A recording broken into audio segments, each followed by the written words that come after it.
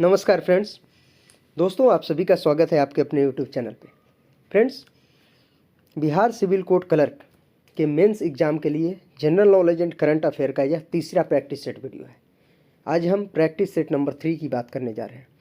इससे पहले के दोनों प्रैक्टिस सेट को देखने के लिए आपको लिंक डिस्क्रिप्शन बॉक्स और आई बटन में मिल जाएगा। आप उससे दोनों टेस्ट ज़रूर दें, जिससे कि आपको ये पता चल सके कि आपकी तैयारी कितनी अच्छी है।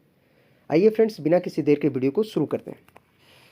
दोस्तों, जैसे जैसे हम क्वेश्चन डिस्कस करते जाएंगे, आप खुद से उसका आंसर कमेंट करके ज़रूर बताएं, जिससे पता चले कि आपके कौन कौन क्वेश्चंस सही हैं, आप कितने का आंसर कर पाते हैं।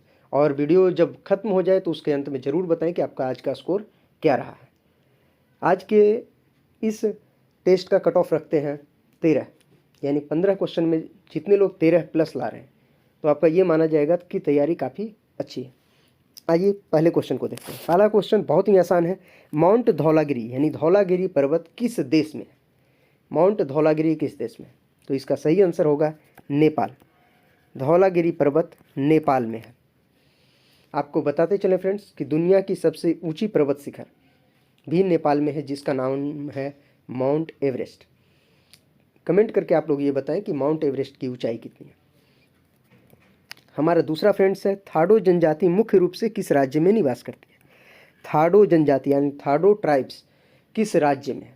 तो इसका सही आंसर है मणिपुर में। हाल ही में थाडो ट्राइब काफ़ी चर्चा में रहा था, क्योंकि थाडो ट्राइब को कुकी ट्राइब का ही एक पार्ट माना जाता है। लेकिन थाडो ट्राइब के लोगों का कहना है कि हम कुकी समुदाय का अंग नहीं है, हमारी एक अलग एग्जिस्टेंस है, हमारी अलग पहचान है। तो इसी बात को लेकर थाडो ट्राइब काफ़ी चर्चा में रहा था। तो थाडो जनजाति मणिपुर की एक मुख्य जनजाति है। अगला बात करें प्रश्न की, तो यह है, निसार उपग्रह को किन अंतरिक्ष संगठनों द्वारा संयुक्त रूप से विकसित किया गया है? निसार उपग्रह यानी निसार सैटेलाइट किसके द्वारा बनाया गया है? तो अगर आप इसका फुल फॉर्म जाने तो उसी से आंसर निकल जाएगा। तो इसका फुल फॉर्म होता है, एन का मतलब नासा, आई का मतलब इसरो, एस यानी सिंथेटिक, ए का मतलब है अपर्चर और आर का अर्थ है रडार। तो ये हो गया NASA, ISRO, synthetic, aperture, radar. इसका मतलब ये नासा और इसरो के संयुक्त प्रयास से बनाया गया है। तो निसार उपग्रह नासा और इसरो का संयुक्त प्रयास है। आइए अगले क्वेश्चन की ओर चलते हैं। पीएम इंटर्नशिप योजना किस मंत्रालय के द्वारा लागू की गई है? आप जानते हैं हाल ही में पीएम इंटर्नशिप योजना लागू की गई थी। इसे लागू किया है मिनिस्ट्री ऑफ कॉरपोरेट अफेयर ने। इसे लागू किया है मिनिस्ट्री ऑफ कॉरपोरेट अफेयर्स, यानी कॉरपोरेट मामलों के मंत्रालय के द्वारा। तो इसका सही आंसर होगा कॉरपोरेट मामलों के मंत्रालय। फ्रेंड्स, आपको बताते चलें कि पीएम इंटर्नशिप योजना के तहत 1 करोड़ युवाओं को अगले 5 साल में इंटर्नशिप कराया जाएगा। इंटर्नशिप का मतलब है कि उनको किसी इंडस्ट्री के साथ अटैच कर दिया जाएगा, जहां वो इंडस्ट्री के साथ स्किल सीखेंगे ताकि अपने लाइफ में वो कुछ अच्छा कर पाएँ। इंडस्ट्रियल डेवलपमेंट में भी ये हेल्प करेगा। जैसा कि आप जानते हैं, हमारे इंडस्ट्री की एक शिकायत ये भी रहती है कि हमें हमारे योग्य युवा नहीं मिल रहे, तो इसमें बहुत ही बड़ा हेल्प होने वाला है। तो 1 करोड़ लोगों को अगले 5 साल में इंटर्नशिप प्रोवाइड करवाना है अलग अलग इंडस्ट्री में। हमारा अगला प्रश्न है, प्रोजेक्ट वीर गाथा 4.0 किस मंत्रालयों की पहल है? तो इसमें नाम से क्लियर है कि वीर यानी हमारे वीर सैनिकों की बात की गई है, जो आर्म्ड फोर्सेस में सैनिक शहीद हो जाते हैं देश के लिए। तो उनकी गाथा गाना है, यानी उनके विषय में स्कूली बच्चों को बताना है, जिससे कि उसके अंदर देश प्रेम की भावना जागृत हो। तो जैसा कि यहाँ से क्लियर हो जाता है, इसमें 2 मंत्रालय है, एक तो रक्षा मंत्रालय और दूसरा शिक्षा मंत्रालय, क्योंकि स्कूली बच्चों को ये बताना है। तो 2 मंत्रालयों की संयुक्त पहल है, रक्षा मंत्रालय और शिक्षा मंत्रालय, यानी मिनिस्ट्री ऑफ डिफेंस और मिनिस्ट्री ऑफ एजुकेशन का ये ज्वाइंट इनिशिएटिव है, जिसमें स्कूली बच्चों के बीच भारतीय सेनाओं से रिलेटेड जो शहीद हैं उनके विषय में बताया जाता है। फ्रेंड्स, आपको बताते चलें कि प्रोजेक्ट वीर गाथा का पहला संस्करण 2021 में शुरू हुआ था। उसके बाद 22 में दूसरा संस्करण, 23 में तीसरा और 24 में चौथा संस्करण संपन्न हुआ है। आइए अगले क्वेश्चन की ओर चलते हैं। क्वेश्चन है बिहार और उड़ीसा का विभाजन कब हुआ है? तो आप जानते हैं कि बिहार और उड़ीसा का विभाजन 1936 में हुआ था। 1936 से पहले बिहार और उड़ीसा दोनों एक ही प्रांत के भाग थे, यानी बिहार और उड़ीसा सेम थे।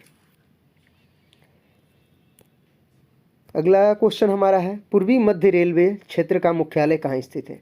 आप जानते हैं भारतीय रेलवे को अलग अलग क्षेत्रों में बांटा गया है, यानी जोन्स में बांटा गया है, जिसमें एक जोन है ईस्ट सेंट्रल रेलवे यानी पूर्वी मध्य रेलवे।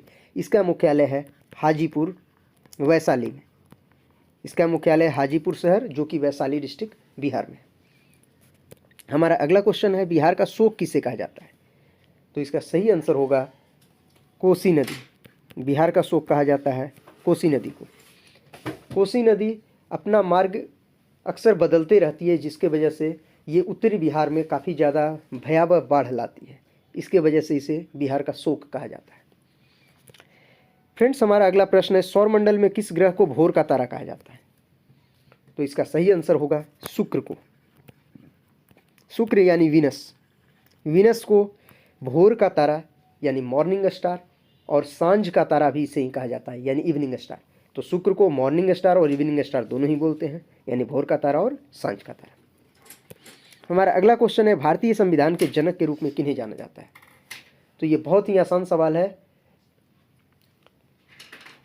आप जानते हैं भारतीय संविधान के जनक यानी फादर ऑफ इंडियन कॉन्स्टिट्यूशन कहा जाता है डॉक्टर बाबा साहब भीमराव अंबेडकर को। तो भीमराव अंबेडकर इसका सही आंसर होगा। आप जानते हैं जो प्रारूप समिति है उसके चेयरमैन थे भीमराव अंबेडकर। तो आप कमेंट करके ये बताएं कि प्रारूप समिति की स्थापना कब हुई थी और उसमें कुल कितने सदस्य थे, चेयरमैन भीमराव अंबेडकर को जोड़ते हुए, यानी चेयरमैन सहित कुल कितने सदस्य थे। चलिए, हमारा अगला क्वेश्चन है कौन सा उपवेद कला और संगीत से संबंधित है? क्वेश्चन को ध्यान से पढ़िएगा। कौन सा उपवेद कला और संगीत से संबंधित है? तो हम यहाँ उपवेद की बात कर रहे हैं, वेद की बात नहीं कर रहे। अगर वेद की बात होती कि संगीत से रिलेटेड और कला से रिलेटेड कौन सा वेद है, तो आप जानते हैं कि सामवेद जो है वो संगीत वाला वेद है, यानी उसमें संगीत का वर्णन है। तो सामवेद संगीत से, लेकिन हम वेद की बात नहीं कर रहे, उपवेद की बात कर रहे हैं।